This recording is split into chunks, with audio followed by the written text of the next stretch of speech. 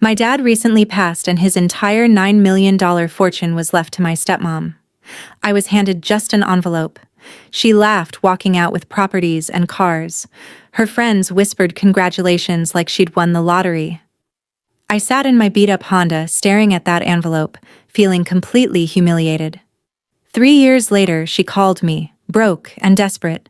When I showed her what that envelope actually gave me, her face went completely white. All that laughing, all that gloating, it cost her everything. But to understand how, you need to know what my father put inside that envelope. My name is Isabella Chen, and I'm 27 years old. The day everything changed was the day my father, Robert Chen, died of a sudden heart attack at 62 years old. He was a self-made tech investor, quiet, disciplined. The kind of man who wore flannel shirts and drove a 10-year-old Subaru even after his investment portfolio hit 8 figures. He didn't need to prove his wealth to anyone. He measured success in principles, not property values. 5 years before he died, he married Caroline. Caroline was 42. Former pharmaceutical sales rep. Perfectly bleached teeth. A closet full of Hermes bags she definitely couldn't afford on her salary. The first time Dad introduced us, I knew exactly what she was. I sat him down in his home office and said it straight. Dad, she's after your money. He just smiled and said, "Everyone deserves a chance at happiness, Isabella." I should have fought harder. The heart attack came without warning. 1 minute he was reading the morning paper. The next, he was on the floor. Caroline called 911, but by the time paramedics arrived, he was already gone. 3 days after the funeral came the will reading. Downtown Seattle. Law office that smelled like old money and leather-bound contracts. Dark mahogany panels. Floor-to-ceiling windows overlooking the city. Rain streaking down the glass like the whole world was mourning. I sat on one side of the conference table. Caroline sat on the other. And here's where it got weird. She brought 2 friends with her. 2 women I'd never seen before, dressed in designer clothes, whispering like they were at brunch instead of a legal proceeding. Who brings friends to a will reading? The lawyer was Richard Morrison. Gray hair. Reading glasses. He'd handled Dad's estate planning for 30 years. He opened the leather portfolio and began reading in this flat, professional voice. To my beloved wife, Caroline. I watched her face light up. I leave the following assets. The list started. The primary residence in Madison Park, valued at $3.2 million. The investment portfolio, currently valued at $4.1 million. The newest Tesla Model S and Range Rover. All furnishings, jewelry, and personal property. The remainder of liquid cash assets. Approximately $1.7 million. Total, $9 million. Caroline's friends actually squealed. One grabbed her hand and whispered loud enough for everyone to hear, "Oh my God, you're set." Caroline tried to look somber, like she was grieving. But I saw it. That satisfied gleam. This was what she'd been waiting for. 5 years of playing devoted wife, and now the payoff. Richard turned the page. To my daughter, Isabella. My heart was pounding. I leave a sealed envelope, to be delivered to her personally and opened in private. Silence. Richard slid a single white envelope across the table, my name written on the front in Dad's handwriting. That was it. Caroline's friend actually laughed out loud. Wait, that's it? An envelope? Caroline leaned back, crossing her legs, voice dripping with fake sympathy. Well, I guess your father knew who really took care of him in his final years. The lawyer's face stayed neutral, but I caught something flicker in his eyes. Just for a second. Something I couldn't read. I picked up the envelope. It felt light. Almost empty. I stood up. Nodded at Richard. Walked out. Behind me, Caroline's stage whisper. Honestly, I thought he'd at least leave her the old Subaru. More laughter. I didn't turn around, just walked to the parking garage, got into my beat-up Honda Civic, and sat there staring at that envelope. My phone was exploding, texts from relatives who'd somehow already heard. So sorry about the will. That's awful. He should have left you something. Caroline's posting on Facebook already. I turned my phone off. Drove home to my one-bedroom apartment in Capitol Hill, the place I'd been renting for 3 years because I couldn't afford a down payment on property. The place with the leaky faucet and the neighbor who played bass at 2 in the morning. I sat on my couch and finally opened the envelope. Inside was a single sheet of paper, folded in half, Dad's handwriting, dated just a few weeks before he died. I started reading. Isabella, if you're reading this, I'm gone. And if I know Caroline, she's already planning how to spend that $9 million inheritance. My hands started shaking. Let her. What? 13 years ago, I invested $100,000 in Bitcoin. Hold on, please. I need to tell you something before we continue. Last night, my mom looked at my channel and said, "You're wasting your time. Revenge stories are dead. Nobody cares about justice anymore. You'll be very lucky to get 5,000 subscribers." And honestly, that hurt. But then I realized, if you're still here right now, completely hooked on whether Isabella's envelope actually contains anything valuable, you've already proven my mom wrong. So do me one favor. Hit that subscribe button right now and help me show her that karma, betrayal, and sweet justice will never go out of style. Because trust me, what Caroline doesn't know yet? It's about to destroy her entire world. Here's what happened. 400 coins at $250 each. Everyone thought I was insane. Your mother, God rest her soul, called it nerd money. But I saw something. Decentralization, patience, long-term thinking. I kept reading, my heart racing faster with every word. I didn't check the price daily, didn't panic when it crashed, didn't sell when it spiked. I just held. The letter continued. Below this, you'll find 12 words. They're called a seed phrase, the key to that Bitcoin wallet I created all those years ago. As of last month, Bitcoin is trading at $95,000 per coin. Do the math, Isabella. 400 Bitcoin times 95,000 equals $38 million. By the time you read this, probably 40 million. Maybe more. I couldn't breathe. I gave Caroline what she wanted. Cash assets to spend, properties to show off, a lifestyle to maintain. I'm giving you what I built. Patience, discipline, and real wealth. She'll burn through that 9 million in 3 years. I guarantee it. People who marry for money always destroy themselves with it. My vision was blurring. But you're going to hold these 12 words and learn what I spent my whole life trying to teach you. Wealth isn't what you inherit in a bank account. It's what you're disciplined enough to keep. The instructions were clear. Don't sell immediately. Don't panic. Don't tell her. Wait. Watch. Learn. When she comes crawling back, and she will, you'll understand why I did this. I didn't leave you money, Isabella. I left you a financial education worth more than any property deed or investment statement. Love, Dad. Below his signature were 12 random words. Ocean, galaxy, thunder, castle, whisper, mountain. 6 more I memorized instantly. I stared at them for 5 minutes before my brain started functioning again. I grabbed my laptop, Googled Bitcoin seed phrase, learned it was a recovery password to access a cryptocurrency wallet. My hands were shaking so badly I could barely download the wallet app. I entered those 12 words exactly as written. The screen loaded. Balance, 400 BTC. I clicked the USD conversion. The number that appeared made me drop my phone. $40 million. Bitcoin had hit $100,000 per coin. I sat there on my couch, staring at nothing, for 3 straight hours. My father, my quiet, flannel-wearing, Subaru-driving father, had just made me wealthier than Caroline's entire $9 million inheritance. And nobody knew.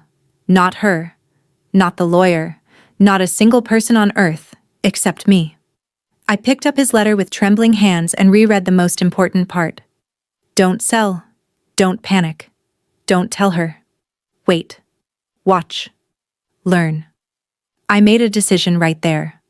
I would follow every single instruction. I would watch Caroline spend that 9 million on properties she couldn't maintain, designer bags that lost value the second she bought them, and friends who'd disappear the moment her bank account hit zero. And I would build something she could never understand: actual wealth. But here's what I need to know from you. If you suddenly discovered you had $40 million in a secret account, and the person who just humiliated you was about to destroy themselves with greed, would you stay silent and watch? Or would you warn them? Drop your answer in the comments. Because what I did next changed everything. For the next 3 years, I became a ghost with $40 million. Nobody knew. Not my coworkers at the graphic design studio, not my friends who still thought I was struggling to make rent, not Caroline, who was too busy posting Instagram photos from her $3.2 million penthouse to wonder what happened to the daughter she'd just humiliated in that lawyer's office. I kept my beat-up Honda, kept my one-bedroom apartment with the leaky faucet, kept showing up to work every morning like I wasn't sitting on more wealth than most people see in 10 lifetimes. But I wasn't just sitting on it. I was building something Caroline would never understand, and watching her destroy herself with that $9 million inheritance she thought made her untouchable. Let me tell you exactly how it happened. The first year started fast. Within the first week after the will reading, Caroline closed on that Madison Park penthouse. $5 million. Except here's what I learned later by quietly monitoring public property records. She didn't buy it outright. She put down $3 million and took a $2 million mortgage at 7% interest. Why would someone with $9 million in assets take out a mortgage? Because she wanted to keep her liquid cash for other things, like the $800,000 Rolls-Royce Phantom she bought in the second month. I saw it on her Instagram. Black paint, chrome wheels. Caption: "New beginnings deserve new rides." The comments were full of champagne emojis and congratulations. I drove past her one afternoon in Capitol Hill. She was getting out of that Rolls at a boutique, and she didn't even recognize my Honda. Didn't see me at all. Too busy making sure people were watching her. By the third month, her closet renovation alone cost $500,000. Custom shelving for what she called her investment pieces. 15 Birkin bags, Hermes scarves, Chanel jackets. She hired a photographer to document it all for her social media. Investment pieces. Like designer bags were stocks that would appreciate in value. But the real money drain was the staff. She hired a personal chef at $120,000 a year, a driver at $80,000, a personal assistant at $70,000. That's $270,000 annually just in salaries. Then came the party. Her new beginnings celebration cost $200,000. Catered, full bar, live band, a venue overlooking Elliott Bay. I didn't go, obviously, but I saw the photos. Saw her in a custom gown that probably cost 20 grand, surrounded by people who barely knew Dad, all raising champagne glasses to her success. Total spent in year one, $7 million. She had $2 million left, and her annual expenses, property taxes, mortgage payments, staff salaries, maintenance on that ridiculous car, were running about $400,000 a year. Simple math said she had maybe 5 years before it all fell apart. Dad had predicted 3. Meanwhile, I was doing something completely different. I withdrew $2 million from that Bitcoin wallet, just 5% of my holdings. The rest, 380 Bitcoin, stayed in cold storage, exactly like Dad's letter instructed. That $2 million went to work immediately. First, I paid off my student loans. $80,000 gone in one transfer. The relief was so intense I actually cried. For years, those payments had been strangling me. Every month, $600 I couldn't spend on anything else. Now? Gone. Second, I bought a house. Nothing fancy. A modest 3-bedroom in Maple Leaf for $400,000 cash. No mortgage. No interest payments. Just mine. The real estate agent kept trying to upsell me to something bigger, something in a better neighborhood, but I stayed firm. I wasn't Caroline. I wasn't buying property to impress people. Third, I invested $1 million in index funds, VTI and VOO, low fee, diversified, exactly what every financial advisor recommends. Boring, reliable, the kind of investing that doesn't make you rich overnight, but protects wealth over decades. The remaining $320,000 went into a high-yield savings account. Emergency fund, 6 months of living expenses, then some. And I kept my job, kept driving that Honda, kept living like nothing had changed. But every night, I studied. Financial literacy became my obsession. I read books on tax optimization, estate planning, wealth preservation, learned about capital gain strategies, charitable giving structures, real estate investment trusts. I took online courses, joined forums, became fluent in a language Caroline would never bother learning. Because this wasn't just about having money, it was about understanding it, and watching Caroline prove she didn't. The second year is when things got interesting. By the start of the second year, Caroline's Instagram had shifted tone. The posts were still luxurious. Photos from ski resorts, shots of her walking into high-end restaurants, designer shopping bags lined up like trophies. But if you looked close, you could see the cracks forming. She'd started partnering with financial advisors. That's what she called them in her posts. Success coaches, investment gurus, the kind of people who promise to make your money work for you, who sell dreams of passive income and financial freedom. I knew exactly what they really were. Vultures circling someone with money and no financial education. A few months in, I saw her post about an incredible investment opportunity, some tech startup that was going to revolutionize healthcare. She'd put in $1.5 million for an early stake. I did 5 minutes of research. The company didn't exist beyond a website and a pitch deck. The CEO had no verifiable background in healthcare or technology. The business address was a UPS store in Bellevue. It was a scam. A sophisticated one, but still a scam. 6 weeks later, the company vanished. Website went dark. CEO disappeared. Caroline's $1.5 million evaporated like it had never existed.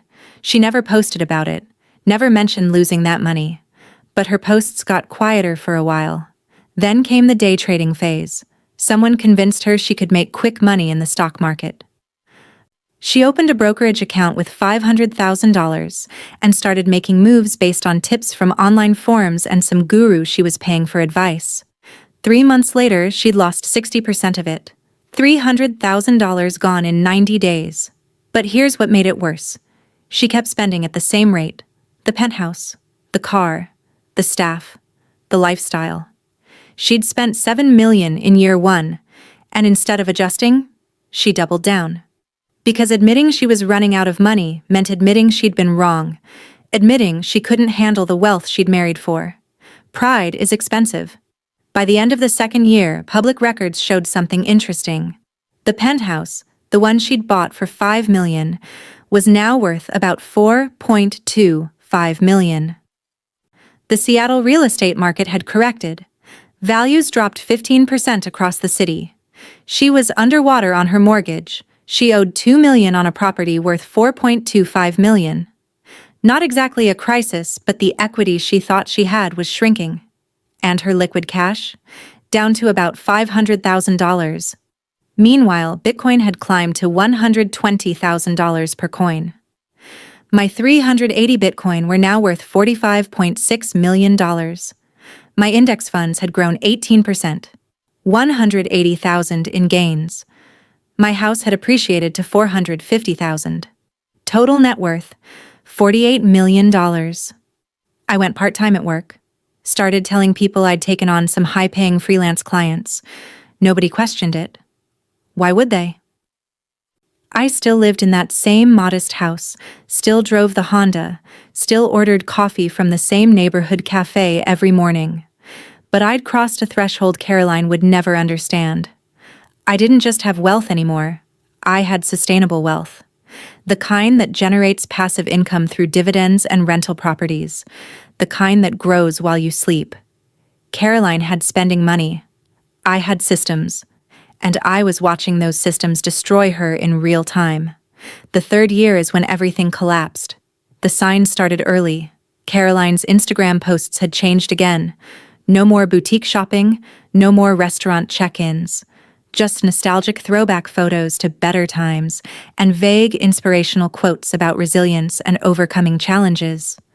Translation: she was broke and trying to hide it. A few months in, I'd checked the public records again. Foreclosure notice filed on the Madison Park penthouse. She'd missed 3 mortgage payments. The bank was moving to repossess the property. The Rolls-Royce? Repossession notice filed soon after. She'd been making payments on that too. Financed 80% of it. And when the payments stopped, the lender came calling. Her staff? I ran into her former personal assistant at a coffee shop. She'd quit after 3 months of unpaid wages. Said Caroline kept promising the money was coming, that there was just a temporary cash flow problem, that everything would be fine once she liquidated some assets. Except there were no assets left to liquidate. The jewelry? Sold? The designer bags? Half of them were on consignment websites. Marked down 40% because nobody pays retail for used Birkin bags. By summer, Carolyn had moved out of the penthouse. I found her new address through public records. A small 1-bedroom apartment in Renton. Rent: $1,800 a month. The kind of place she would have been horrified to even visit 3 years ago. Her credit cards were maxed out. I knew this because she'd started posting in online forums asking for advice about debt consolidation. Anonymous posts, but I recognized her writing style. The same tone of, "None of this is my fault," that she'd used at the will reading. She owed $200,000 in high-interest credit card debt. Interest compounding daily. A hole she couldn't climb out of. By late fall, she filed for Chapter 7 bankruptcy. I read the filing. It's public record. Listed all her debts, her assets, which were basically nothing, and her income, which was zero. She'd burned through $9 million in less than 3 years and ended up negative $150,000 in debt. Dad had been right about everything. While Caroline was filing bankruptcy paperwork, I was diversifying. Bitcoin had hit $150,000 per coin. My 380 Bitcoin were now worth $57 million. I took $5 million off the table, diversified into rental properties, $2 million into a small apartment complex that generated $15,000 a month in passive income, put $2 million into bonds for stability, invested $1 million in a friend's legitimate tech startup that was actually solving real problems. My total net worth, $60 million. Annual passive income, $800,000. I was 30 years old. And I'd just received a text from an unknown number. "Isabella, it's Caroline. I know we haven't talked, but I really need to see you, please. Can we meet?" I stared at that message for a long time. Dad's letter echoed in my head. "When she comes crawling back, and she will, you'll understand why I did this." 3 years. 3 years of watching her spend, waste, and destroy $9 million, while I built $40 million into 60. 3 years of her living for Instagram likes while I studied financial statements. 3 years of her buying depreciating assets while I accumulated ones that generated income. She'd laughed at me in that lawyer's office, called me worthless, implied I hadn't taken care of Dad, made me feel like I'd been robbed of everything I deserved. Now she was broke, desperate, and asking me for help. I could ignore her. Block the number. Let her figure it out on her own the same way I'd had to figure everything out when I was holding that envelope 3 years ago. Or I could meet her. Show her exactly what that envelope had given me. Let her understand just how badly she'd miscalculated. How expensive her pride had been. How completely she'd destroyed herself while I quietly became everything she'd pretended to be. Revenge isn't always about making someone suffer. Sometimes it's just about letting them see the truth. I texted back, "Sure. When? But here's what I want to know from you. If someone humiliated you publicly, destroyed themselves through their own greed, then came begging for help years later, would you help them? Or would you show them exactly what they'd missed? Because what happened at that meeting changed both of us forever." Drop your opinion in the comments. We met at a quiet cafe in Fremont. Nothing fancy, the kind of place where nobody would recognize either of us. Caroline walked in looking like a completely different person. No designer clothes, no perfectly styled hair, just jeans, a Target sweater, and the kind of exhaustion that comes from 3 years of running from reality. She'd aged 10 years in 3. The stress of financial collapse had carved lines into her face that no amount of expensive skincare could have prevented. She sat down across from me, and I could see her hands shaking as she ordered just water, not even coffee. That's when I knew how bad things really were, when someone can't afford a $4 latte. "Thank you for meeting me," she said quietly, and I almost didn't recognize her voice. Gone was that smug confidence from the lawyer's office. This was someone who'd been broken by their own choices. I didn't say anything, just waited. "I know we didn't end things well," she continued, staring at her water glass. "I know I wasn't kind to you after your father passed, but I'm in a really difficult situation, Isabella, and I have nowhere else to turn." She explained it all.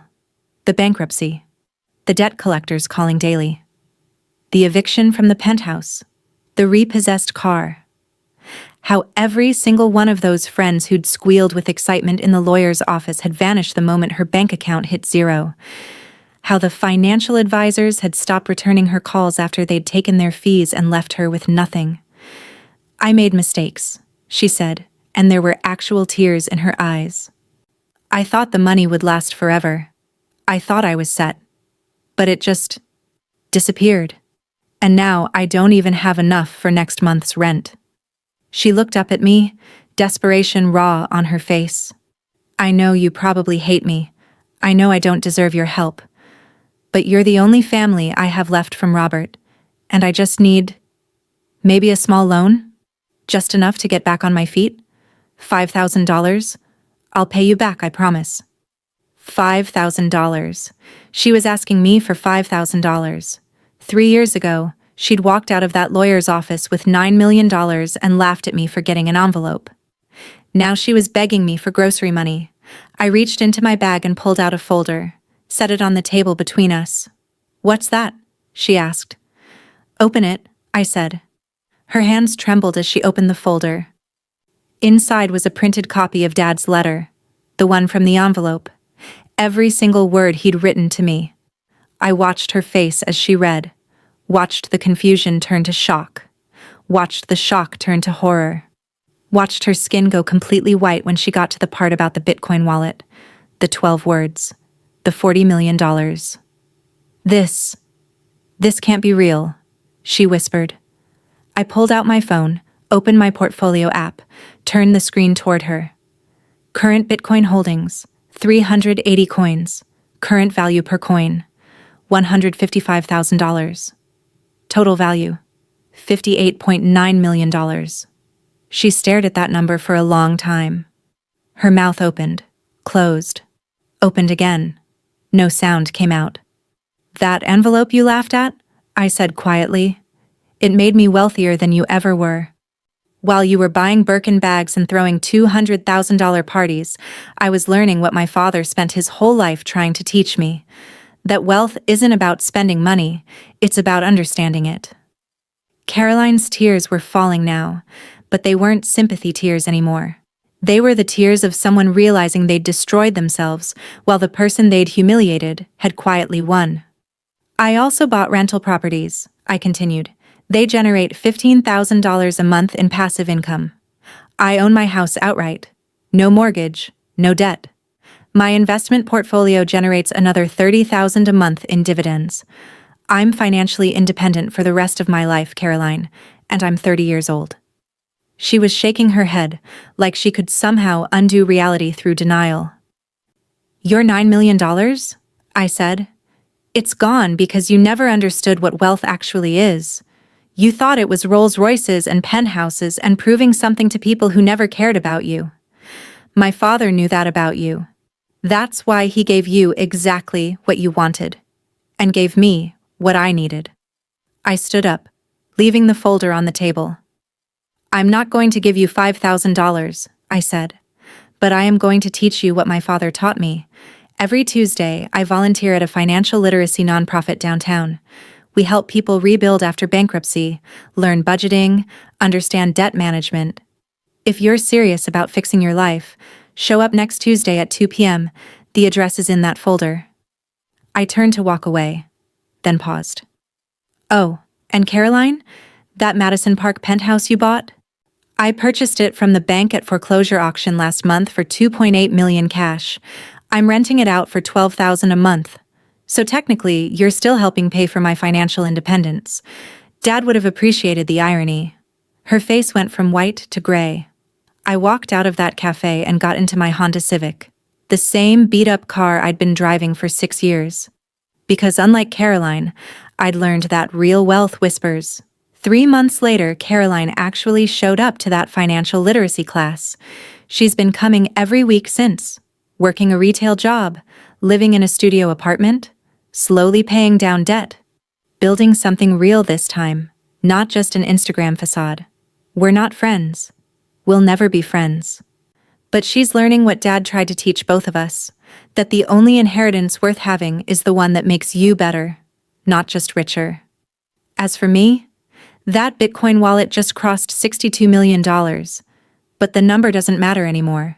What matters is that I understand it, control it, use it to build something lasting. My father didn't leave me money in that envelope. He left me wisdom. And that, it turns out, was worth infinitely more than $9 million could ever be. But here's what I want to ask you. If you were in my position, would you have helped Caroline when she came asking? Or would you have done exactly what I did? Because I still wonder sometimes if I made the right choice. Drop your honest opinion in the comments below. I really want to know what you think. And if this story resonated with you, if you felt that satisfaction when Caroline realized what she'd lost, then I'd love for you to hit that subscribe button. More stories like this are coming, and I don't want you to miss them. I'm so curious to know, where are you watching from? Kindly tell me in the comments below. And what do you think Isabella should do with her wealth now? Let me know your opinion in the comments. Thank you so much for watching this story to the end. God bless you, and I'll see you in the next story.